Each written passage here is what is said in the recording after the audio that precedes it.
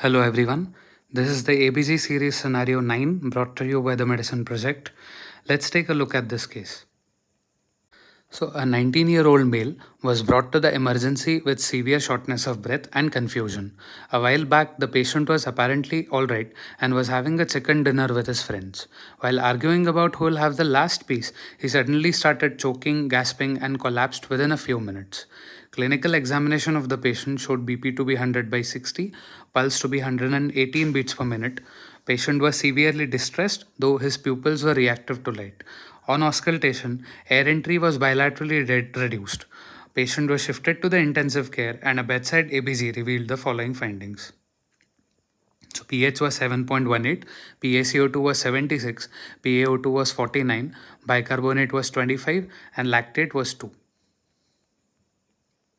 So evaluate this ABG disorder properly, and I think by the look of the history, most of you may have identified the cause.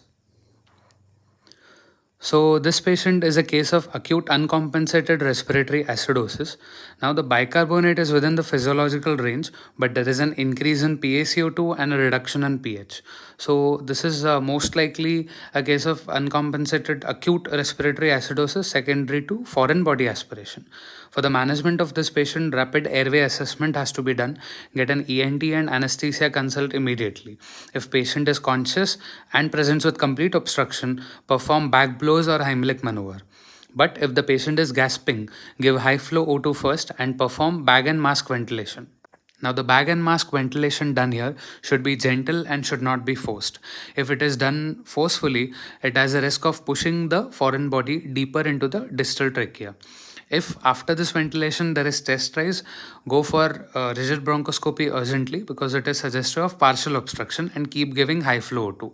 But if there is no chest rise and it is indicative of complete obstruction, the patient is in gasping state, it is a state of imminent arrest. So in this case, perform direct laryngoscopy and removal of foreign body has to be done with Magel's forceps.